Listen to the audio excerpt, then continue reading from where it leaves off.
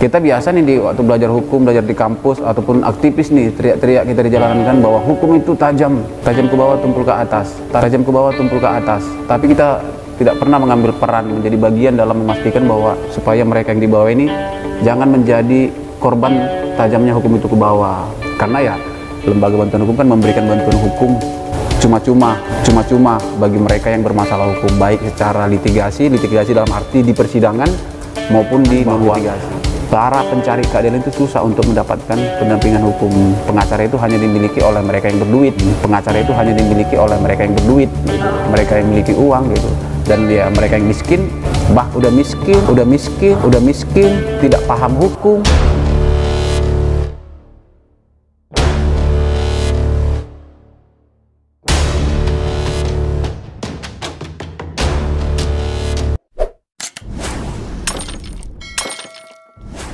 Selamat pagi semuanya, seperti biasa kita harus sapa Kakek Kalongor dengan selamat pagi. Spirit pagi itu harus kita bawa sampai ke malam hari. Iya betul sekali. Oke, sore ini kita akan bincang-bincang menurut saya cukup menginspirasi ya, milenial yang menginspirasi. Abang ini seorang praktisi hukum, pengacara muda yang sedang banyak bergelut di case-case Batam, bergerak di bidang bantuan hukum, bergerak di bidang LBH, iya, lembaga bantuan hukum. Kayaknya kita harus langsung sapa bersama Bang Mangara Sijabat. Iya betul, Mangara Sijabat. Ini Bang, kebetulan viewers kita itu kalau saya lihat di analisanya itu banyakan milenial. Iya betul. Nah, jadi abang harus perkenalan sendiri karena banyak cewek-cewek nih Bang. Iya, yang mau dikenalkan apa dulu nih? Mungkin itu kalau nama tadi udah kan, nama Mangara Sijabat. Dari kata Sijabat itu sudah jelas kan, orang Korea Selatan ya kan. Orang Korea Selatan yang diadopsi masuk ke Samosir, ke Toba, orang Batak jadinya. Orang Batak. Iya. Ini dulu masuk ke hukum itu berawal karena memang tidak ada pilihan. Kalau saya dulu nih Bang, saya bercita-cita itu pengen jadi arsitek. Tapi beberapa kali coba SPMB itu gagal terus, 2 kali coba 2 kali gagal. Nah akhirnya pelarianlah ke ekonomi ya. Pelarian ya? Iya, kalau boleh jujur sih ini pelarian, tapi puji Tuhannya diberkati lah di sini. Betul. Kalau abang sendiri gimana nih masuk ke hukum? Iya, kalau dulu sih awalnya sebenarnya nggak pernah kepikiran ini untuk menjadi seorang sarjana hukum lah gitu kan. Tidak pernah kepikiran menjadi seorang sarjana hukum, berpikiran menjadi seorang pengacara, karena kita pikir kan kalau menjadi seorang pengacara itu harus berpikiran luas, selain harus memahami undang-undang yang ada di Indonesia. Dulu kan pikiran kita itu memahami undang-undang, pasal demi pasal harus kita pahami. Ternyata setelah saya masuk ke Fakultas Hukum, dan kita juga di Fakultas Hukum bukan untuk menghafal undang-undang, karena kalau undang-undang dihafal, siapa yang menghafal undang-undang? Iya, karena kita kan Fakultas Hukum, bukan Fakultas Undang-Undang gitu. Iya, bagian dari pembelajaran kita yaitu mempelajari aturan terkait yaitu undang-undang gitu. Tapi ya setelah masuk ke Fakultas Hukum, awalnya nggak pernah kepikiran untuk menjadi lawyer, tapi hal tersebut mulai kepikiran pas di semester 4. Pas semester 4, bentar lagi mau selesai nih, akan menjadi sarjana hukum. Jadi apa? Dalam hati berdoa, jadi apa Tuhan aku ke depannya gitu, berilah aku petunjuk supaya apa sih nanti yang aku akan ambil setelah aku sarjana hukum, dalam arti profesi gitu kan. Terus setelah itu nggak lama, beberapa hari setelah itu adalah muncul permasalahan orang yang saya kenal gitu, permasalahan orang yang saya kenal, mereka ribut dan sebagainya. Pada akhirnya saya menemani salah satu teman saya yang berantem itu ke Polsek, dan di situ saya menjadi fasilitator untuk mereka untuk berdamai. Pada akhirnya mereka berdamai di Polsek akibat daripada ribut lah sesama mereka berantem. Dan itu bisa berdamai karena ada. Iya, dan salah satu orangnya saya lah menjadi fasilitator yang mengkomunikasikan ke dua belah pihak. Masih mahasiswa. Okay. Itu berapa hari setelah mengucap doa dalam hati, Tuhan beri petunjukku. Maka dari situ mulai yakin nih, ya udah Tuhan, berarti kedepannya aku menjadi pengacara. Itulah pilihanku. Fokuskanlah mulai saat itu untuk menjadi seorang pengacara, dengan adanya yang saya pikir yaitu menjadi sebuah petunjuk lah bagi Tuhan. Ada petunjuk bagi Tuhan. Sebelumnya kan sudah berdoa juga minta petunjuk sama Tuhan, diberi petunjuk. Langsung itulah kasih case ya. Iya, di titik itulah bahwa bukan case lah, setupatnya lebih membantu teman dalam menyelesaikan masalahnya gitu. Di titik itulah baru saya kaitkan ya, saya harus menjadi pengacara nantinya gitu. Oke, cukup terbantu ya, langsung ada titik terangnya ya. Terkadang kan ya kita juga sebagai manusia kita berpikiran kan terbatas, tapi terkadang sebagai seorang manusia yang memiliki agama dan iman dan memiliki Tuhan ya kita harus selalu minta petunjuk pada Tuhan kan. Di saat hati dan pikiran tak mampu memberi keputusan, maka berdoalah, mintalah petunjuk kepada Tuhan. Solusi yang best. Ya. Tapi setelah dari sana Bang, ini kan artinya dari sarjana hukum ambil profesi pengacara, dan biasanya nih kalau orang ini bawa suku dulu ya, tanpa mengurangi rasa hormat ke teman-teman suku lain, karena kalau pengacara ini kan kalau dibilang pengacara, iyalah orang Batak nih, kayaknya langsung identik banget nih. Kalau yang saya lihat ini, katakanlah saya awam nih, pengacara itu kan banyak dikenal dengan kayak tengil-tengilnya gitu. Kalau bahasa kami Korea Selatan Sepanggaron lah namanya. Karena di Korea Selatan juga nih. Tapi nggak juga sih. Okay. Sebenarnya kenapa sih banyak orang Batak banyak jadi pengacara? Mungkin ya dari beberapa referensi yang kita dengar juga kan dari beberapa senior di bidang hukum. Kenapa sih pengacara orang Batak itu banyak jadi pengacara? Karena melihat dari situasi kebudayaan daripada orang Batak itu. Orang Batak ya orangnya ya tegas dalam berbicara dan juga suaranya yang kuat, dan juga pintar dalam hal untuk mengatur dan mengolah kata-kata. Dalam arti mengatur dan mengolah itu bukan kata-kata yang asal-asalan, harus tegas, suara kuat dalam mengungkapkan kata-kata itu tepat sesuai dengan porsinya gitu. Makanya ya banyak orang Batak jadi pengacara sebenarnya ya bukan karena ada aturan bahwa orang Batak pas jadi pengacara, memang situasi kebudayaan dan filosofi orang Batak yang mendukung sesuai dengan profesi pengacara. Makanya di pesta-pesta kita tengok orang Batak ada Raja Parhatanya kan, dan itu sampai ke ibu kota sana loh. Iya, bahkan ya pengacara-pengacara senior banyak yang salah satunya ya panutan saya juga Pak Hot Masitompul, masih banyak lagi Oto Hasibuan, Hotman Paris, masih banyak lagi kan, Anand Buyung Nasution. Itu panutan abang. Iya, Pak Hot Masitompul kan salah satu orang yang menjadi inspirasi lah dalam dunia hukum, karena dengan ketulusan dia, dan juga sekarang yang didirikannya di tempat saya juga berproses, yaitu Lembaga Bantuan Hukum Mawar Saron. Ini yang menarik. Ini buat saya sangat menarik ketika seorang praktisi hukum itu masuk ke LBH. Yang menariknya itu kan kita tahu sendiri kalau di LBH itu banyak hal membantu. Iya, betul. Nah, sementara ya nggak usah jauh-jauh lah. Mungkin kalau saya di pengacara pun akan lebih memilih main sendiri daripada masuk ke LBH. Ini apa motivasinya masuk ke LBH ini, Bang? Iya, mungkin secara pribadi setiap orang, yaitu mungkin pengacara, memiliki cara dan fashionnya masing-masing dalam mengekspresikan profesinya, termasuk untuk mengabdi dan melayani. Tetapi kenapa sih saya memilih untuk mengabdi di Lembaga Bantuan Hukum? Karena di Lembaga Bantuan Hukum kita, di sisi lain kita memiliki keilmuan, profesi, tapi di sisi lain kita juga harus dituntut memiliki jiwa kemanusiaan.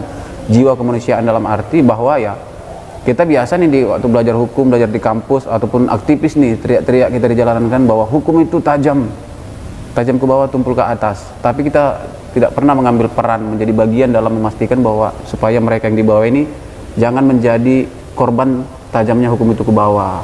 Karena ya Lembaga Bantuan Hukum kan memberikan bantuan hukum cuma-cuma bagi mereka yang bermasalah hukum, baik secara litigasi dalam arti di persidangan maupun di non litigasi. Jadi kalau di persidangan kita menjadi pengacara mereka yang orang miskin, yang nggak mampu, yang termarginalkan, atau kata lainnya para pencari keadilan. Jadi di LBH kita belajar nih menaruh hati kepada mereka yang miskin itu, yang tidak mungkin untuk didampingi pengacara, tapi dengan hadirnya kita, mereka mungkin untuk didampingi pengacara dengan satu titik untuk memastikan hak-hak hukum mereka tetap terpenuhi gitu. Ketika mereka hadir nih, datang ke LBH, terus menceritakan semua cerita-cerita permasalahan hidupnya. Seperti apa rasanya ketika kita ingin membantu nih, padahal kan kita juga punya profesi ini untuk kehidupan kita. Artinya mungkin saya lebih akan transparan, duit, uang, income kita dari sini kan nggak ada. Ini selaku kita masih hidup di dunia komersil, Betul. masih membutuhkan uang. Ini apa nih? Seperti apa menyikapin ini Iya. orang mengarasi Jabar? Iya betul, terkait dengan itu sih, siapa yang nggak butuh uang gitu kan. Ya. Betul, sedangkan orang yang punya uang aja masih butuh uang gitu kan. Sedangkan pejabat yang sudah memiliki banyak uang, harta miliaran aja masih butuh uang. Bahkan korupsi dalam arti ya, baik orang miskin maupun orang kaya itu ya memang membutuhkan uang. Tetapi satu titik yang perlu mungkin kita tanamkan dalam hidup kita ya, dalam firman Tuhan juga bilang bahwa burung pun masih dipelihara dan diberikan Tuhan makanan, apalagi kita manusia. Pasti ya di saat kita berbuat dan sebagainya, selagi kita berbuat hal-hal yang baik yang memang dapat membantu dan menjadi berkat banyak orang, ya Tuhan ya pasti akan menyediakan ada aja cara Tuhan untuk menyediakan berkat bagi kita semuanya gitu. Jangan juga kita langsung menaifkan bahwa yang di LBH ini langsung akan miskin, langsung akan kurus, langsung akan merana. Nggak seperti itu ya. Tuhan pasti akan memelihara setiap orang. Termasuk kami juga di Lembaga Bantuan Hukum Mawar Saron gitu. Tugas-tugas pelayanan hukum, bantuan hukum yang kami laksanakan ya, kami percaya dan yakini bahwa hal pelayanan yang kami lakukan sekarang itu Tuhan sudah menyediakan yang terbaik bagi kami semuanya, para pembela umum di LBH Mawar Saron, terkhusus saya di LBH Mawar Saron Batam. Tapi kalau untuk akan menjadi seperti Hotman Paris yang dilingkupi dengan banyak harta itu kayaknya kan jauh ya dari situ ya. Kalau dibilang jauh mungkin ya Tuhan bisa memberikan lebih dari situ kan gitu. Kenapa? Setiap orang kan memiliki proses hidup masing-masing gitu ya. Mungkin ya Hotman Paris juga seperti sekarang ini ya, mungkin kita nggak tahu seperti apa proses dia dulu saat seusia saya gitu, bahkan baru sarjana ya. Jangan kita lihat dia sekarang ya, tapi kita lihat ya bagaimana awalnya dulu, karena setiap orang yang akan menjadi orang besar pernah mengalami proses-proses besar dalam hidupnya gitu, nggak semata-mata langsung menjadi besar ya. Ya di LBH kami juga ya belajar menaruh hati bagi mereka yang miskin, yang tidak mungkin mendapatkan pendampingan hukum, tapi sisi lain kami juga belajar untuk memperkuat keilmuan kami gitu. Jadi kedepannya di saat kita sudah terjun ke dunia luar sana, mungkin untuk hal-hal yang lain lebih luas lagi dalam memberikan bantuan hukum ataupun penanganan perkara, kita sudah memahami. Sejauh ini LBH ini seperti apa? Karena kan teman-teman kadang berpikir ketika ada masalah, ketika mau menghadirkan pengacara, mereka udah berpikir kos biaya gitu. Mungkin ada hal-hal yang biar bisa kita sampaikan ke masyarakat awam bahwasanya LBH ada loh nih. Ini seperti apa nih Bang? Fungsi LBH ini di masyarakat yang tidak mampu. Betul. Gitu. Baik, ini mungkin sangat bagus sih pertanyaan ini, karena terkadang orang jika di masyarakat cerita tentang pengacara ya cerita hepeng kan gitu, cerita uang, dolar, money, fulus kan gitu, banyaknya kan seperti itu. Tetapi ya dengan melihat perjalanan panjang ini, itulah dulu awalnya Pak Hotma Sitompul mendirikan LBH Mawar Saron. Karena apa? Karena melihat fakta di lapangan bahwa para pencari keadilan itu susah untuk mendapatkan pendampingan hukum. Pengacara itu hanya dimiliki oleh mereka yang berduit gitu, mereka yang memiliki uang gitu, dan ya mereka yang miskin, udah miskin, tidak paham hukum dan awam hukum, ya mereka terkadang ya pasrah saja gitu. Makanya ya terkadang disitulah lahirnya pemikiran Pak Hotma Sitompul mendirikan yayasan yang namanya Lembaga Bantuan Hukum Mawar Saron, untuk menjawab permasalahan tersebut, bahwa pendampingan hukum untuk didampingi pengacara bukan hanya milik mereka yang kaya, mereka yang miskin pun berhak untuk mendapatkan pendampingan hukum. Dan hal tersebut juga diperkuat di dalam Undang-Undang Nomor 16 tahun 2011 tentang organisasi bantuan hukum. Dan kita juga LBH Mawar Saron sudah terdaftar di Kementerian Hukum dan HAM dan telah diketahui oleh negara sebagai pemberi bantuan hukum bagi mereka yang tidak mampu secara cuma-cuma bantuan hukumnya. Ini secara cuma-cuma, tadi konkretnya nih, katakanlah masyarakat awam ini ketika mereka punya masalah, apa dulu nih yang mereka harus persiapkan supaya mereka nggak ragu melangkah ke LBH nih Bang, gimana nih Bang? Ya, seperti kita bilang tadi, LBH kan lembaga bantuan hukum yang pastinya mereka yang didampingi oleh LBH nggak mampu secara ekonomi. Kalau mungkin secara administrasi bisa ditunjukkan lewat surat keterangan tidak mampu yang dikeluarkan oleh kelurahan. Surat keterangan tidak mampu yang dikeluarkan oleh kelurahan, dan juga kita nanti akan mendalami perkara dia kan, sembari juga melihat dia, karena banyak juga yang datang ke kantor kita, karena orang terkadang banyak ngaku-ngaku miskin kan. Banyak yang datang ke kantor ke LBH ngaku-ngaku miskin. Awal-awalnya ngaku-ngaku miskin, ternyata kita tengok pulang bawa mobil dan sebagainya. Iya, karena siapa sih nggak mau mendapatkan pendampingan hukum gratis? Setiap orang bermasalah banyak juga, dan kita juga ya nggak bisa mendampingi mereka yang mampu secara ekonomi kan, kita nggak mau salah sasaran dalam memberikan bantuan hukum. Jangan juga hak mereka yang seharusnya menjadi haknya kita rampas gitu. Itu ya Tuhan juga nggak menginginkan seperti itu kan. Kalau ada padamu katakan ada, kalau tidak ada katakan tidak ada gitu. Ini apa? Nggak salah ya, LBH Mawar Saron Iya, namanya. betul. Ini teman-teman dari namanya udah kelihatan ya Nasrani ya. Kalau dari nama mungkin ada kayak di Alkitab, tapi kita dalam memberikan bantuan hukum tidak terbataskan oleh namanya agama, ras, suku, dan golongan. Agama katakan Muslim apapun. Bukan, kita semua. Dan iya, kita memberikan pendampingan hukum semua. Oh gitu ya, berarti Iya. tidak menutup Tidak. kemungkinan yang Bukan. Mungkin namanya seperti ada nama-nama dalam Alkitab, tapi ya pendampingan hukum yang beritakan ya yang kita berikan ya siapapun iya, berarti. siapapun, setiap mereka yang memang layak untuk didampingi oleh LBH, terlepas dari agama, suku, ras, pilihan politik maupun apa dan lainnya. Karena kita ya memberikan bantuan hukum untuk memperjuangkan hak hukum mereka gitu. Oke, berarti luar biasa nih Betul. LBH Mawar Saronnya. Dan sejauh ini sepanjang ada di Mawar Saron nih Bang, seperti apa kasus yang paling banyak Bang? Kalau kasus paling banyak ya biasanya kalau kayak di kita di Kota Batam inilah khususnya ya, seperti biasa lah kayak pencurian, penggelapan dan sebagainya, dan juga pekerja migran Indonesia. Tetapi hal yang terpenting mungkin di saat kita membela orang yang mencuri, di saat kita membela orang yang menggelapkan, makanya kita jangan tatanan pikiran dia udah melakukan kejahatan nih, ngapain dibela kan gitu. Yang terpenting itu yang kita bela bukan perbuatannya, yang penting kita bela itu adalah hak hukumnya dan mendudukkan perkara dia tidak ada yang bertambah, tidak ada yang berlebih. Contohnya si A mencuri ini, si B mencuri. Si A ini mencuri karena apa? Hobi dia, memang kerjaan dia mencuri setiap hari. Si B mencuri karena apa? Karena pada saat itu anaknya butuh makan dan dia tidak memiliki uang dan tidak ada jalan satu-satunya, maka terpaksalah dia mengambil misalkan HP milik si B. Dan itu pun harus kita perjuangkan dalam fakta persidangan bahwa dia mencuri itu ada sebab musababnya.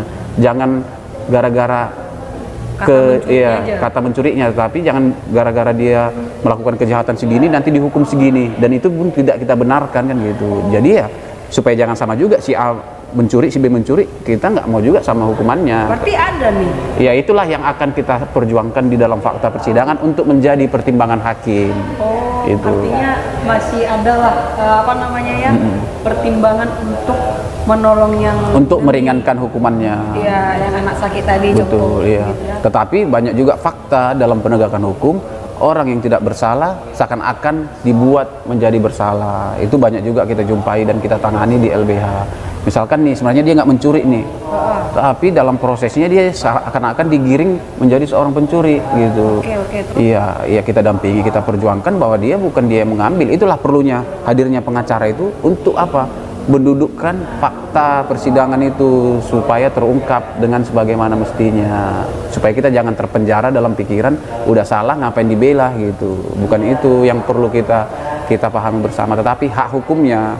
Misalkan seorang yang ditangkap polisi, dia masih memiliki hak itu. Untuk apa? Untuk dikunjungi keluarganya, untuk mendapatkan bantuan hukum, untuk mendapatkan pelayanan kesehatan, yang paling terpenting untuk tidak mendapatkan penyiksaan gitu. Jadi seorang yang sekalipun dia memang udah melakukan kesalahan. Sekalipun udah melakukan kesalahan, tapi undang-undang melindungi hak-hak hukum mereka, dan itu tidak boleh dilanggar dalam penegakan hukum. Karena cara-cara yang baik harus ditegakkan dengan cara-cara yang tepat gitu. Tapi kan kalau katakanlah kami yang awam ini melihat seperti itu, case-nya udah salah tetap didukung. Kami kan hanya melihat udah salah kok didukung sih, gimana sih nih? Ini ambigu nih buat kami yang awam. Itu makanya seperti tadi dijelaskan sebelumnya, hadirnya pengacara itu ya. Di sisi lain memang jika memang dia melihat nih ada ketidaktepatan nih dalam proses hukum, orang ini nggak bersalah nih berdasarkan fakta-fakta, dan itu kita perjuangkan bahwa orang ini tidak salah. Tetapi di sisi lain kalau benar dia salah melakukan perbuatan pidana, kan ada hak-hak hukum lain yang dimiliki dia. Hak hukum apa? Supaya dia dihukum sesuai dengan porsi perbuatan yang dilakukan. Dan mungkin mereka terbatas untuk hal seperti itu kan. Makanya hadirnya pengacara untuk mendudukkan fakta tersebut, bahwa yang dilakukan dia adalah mencuri gitu. Jangan nanti dia mencuri tiba di fakta persidangan karena nggak ada didampingi pengacara, dia didakwa nih mencuri, memukul orang, menganiaya orang. Karena ketidaktahuan dia iya aja. Jadi dihukumlah dia dengan sangat berat. Jadi hadirnya pengacara untuk ya mendudukkan fakta persidangan itu di tengah ketidaktahuan seseorang yang disangka ataupun didakwa akan hukum gitu. Jadi kita makanya pengacara sisi lain kan menjadi penasehat hukum gitu. Iya makanya Gitu. sangat tertolong ya. Betul, sangat tertolong. Makanya itu kayak timbangan kan ada dua tuh ya. Di saat tidak seimbang, tidak ada di si tersangka atau terdakwa ini tidak ada penasihat hukum, maka akan berat sebelah kan. Tapi di saat dia ada penasihat hukum seimbang dalam arti ya tetap fakta itu sesuai dengan sebagian mestinya, nggak ada ditambah, nggak ada dikurang. Gitu. Tapi ketika terjadi nih, ini kan case yang contoh tadi demikian. Peran pengacara sudah dijelaskan. Di sisi lain kan nggak jadi kayak nggak ada efek jerah nih buat pelaku, itu gimana? Bukan nggak ada efek jerah sih, kalau kita dari LBH dari awal, dari LBH Marsaron kita dampingi, kita tekankan juga sama dia, sama mereka yang kita dampingi, kami mendampingimu bukan karena untuk membela perbuatanmu, jadi supaya dia jangan salah kaprah kan, kita bela dia supaya kedepannya aku melakukan kejahatan lagi nih, biar aku lakukan lagi, enggak, tapi kita tekankan juga sama dia bahwa yang kami bela itu ya hakmu, bukan membela perbuatanmu, dan kami tekankan supaya dia juga jangan melakukan itu untuk kedepannya. Ya saat kita ngomong dengan dia kan kita jelaskan juga sama dia bahwa ya dirimu jangan lagi melakukan ini ke depannya gitu. Harus ada bentuk penyesalan sangat mendalam bagi dirinya. Iya, harus ada penyesalan sangat mendalam. Makanya di situ juga kita sembari kita dampingi dia, tapi sembari kita kasih nilai-nilai kehidupan lah supaya dia ya menyesal sangat bahkan sangat menyesal untuk tidak untuk tidak melakukan itu sih yang penting adalah LBH Marsaron ini bukan mengejar profit lagi, bukan mengejar profit lagi. Kalau LBH seperti ini memang ada income-nya ini seperti apa gitu loh, karena kan punya partner kerja juga di dalam ini. Betul. Beberapa staff gitu, semua nih ambigu nih. LBH itu seperti apa, ini buatan pribadi atau negara apa gimana nih Bang? LBH ini? Kalau terkait dengan LBH, memang kita kan LBH Marsaron Batam dan juga LBH Marsaron lainnya kan sudah terdaftar di Kementerian Hukum dan HAM. Kementerian Hukum dan HAM sebagai organisasi atau lembaga bantuan hukum yang memberikan bantuan hukum. Dengan terdaftarnya kita di Kementerian Hukum dan HAM, diketahui oleh negara, maka dari beberapa lah setiap penanganan perkara yang kita tangani itu kita laporkan ke Kementerian Hukum dan HAM. Kementerian Hukum dan HAM tidak dari negara, memang ada yang diganti oleh negara dari penanganan perkara tersebut. Karena apa? Karena negara sebagai pelaksana sistem pemerintahan dan kemasyarakatan harus menjamin hak-hak setiap warga negara terpenuhi, termasuk hak bantuan hukum. Maka dengan itu hadirlah Undang-Undang 16 2011 tentang organisasi bantuan hukum, bahwa lembaga bantuan hukum sebagai bagian daripada amanat undang-undang tersebut memberikan bantuan hukum secara cuma-cuma, dan nanti memang ada diganti oleh negara dari penanganan perkara tersebut. Kita bagian daripada pemerintah untuk menjamin bahwa hak-hak setiap warga negara untuk mendapatkan bantuan hukum itu terjamin dan terlaksana. Makanya kita di LBH kan untuk bantuan hukum bagi mereka yang bermasalah dengan hukum. Bantuan hukum itu meliputi kayak litigasi itu secara di persidangan dan non litigasi di luar persidangan. Kita selain untuk mendampingi orang di sidang nih sebagai kuasa hukumnya, sebagai pengacaranya, kita juga ada pendampingan di luar persidangan. Maka kita ada kegiatan rutin penyuluhan hukum. Iya, kita ada penyuluhan hukum, pemberdayaan masyarakat, mediasi kepada pihak-pihak yang bermasalah, dan banyak lagi kegiatan-kegiatan kayak penelitian hukum. Makanya kita penyuluhan hukum rutin. Penyuluhan hukum yang kita lakukan pun kita terjun ke masyarakat yang memang kategori masyarakat tidak mampu. Kita di situ membuat penyuluhan hukum bahwa LBH ini hadir kami rutin kok, untuk di Batam kami rutin ke daerah-daerah yang masyarakatnya miskin menyelenggarakan penyuluhan hukum. Kami datang menjumpai mereka, dan juga di rutan kami juga menyelenggarakan penyuluhan hukum secara rutin kepada para tahanan-tahanan yang tersangka ataupun terdakwa. Jadi kami memberikan penyuluhan hukum bahwa mereka sebagai orang yang disangka didakwa masih memiliki hak hukum loh. Hak hukum untuk apa? Mendapatkan bantuan hukum situ. Jadi kalau dari mereka yang membutuhkan bantuan hukum, hadirlah kami untuk memberikan bantuan hukum. Tetapi kami juga akan dalami juga ini setiap perkaranya, apakah masuk kategori untuk didampingi LBH atau tidak. Kita bukan hanya di persidangan sebagai pengacara, tapi ya terjun juga ke masyarakat gitu. Di sisi lain kan ya pelanggaran, sebelum terjadi pelanggaran hukum kan alangkah baiknya pencegahan muncul. Hadirlah kita memberikan pemahaman hukum di masyarakat bahwa ada loh aturan hukum seperti ini gitu, bahwa ada loh lembaga bantuan hukum seperti ini, bahwa ada loh hak masyarakat untuk mendapatkan bantuan hukum.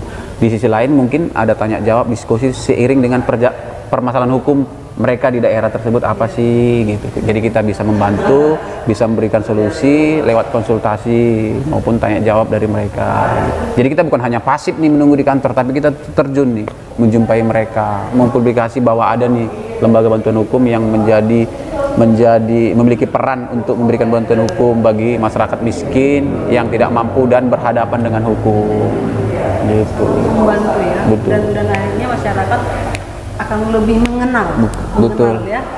Luar biasa sih. Tapi di sisi lain sih, ya jangan juga masyarakat berpikiran ada di lembaga bantuan hukum. Ya udahlah bikin masalah hukum lah kita. Jangan seperti itu juga kan, terkadang kan masyarakat kita susah nih. Nanti aku masalah ada LBH katanya. Jangan juga berpikiran seperti itu ya. Mari kita minimalisir diri kita untuk tidak masuk ke dalam permasalahan hukum.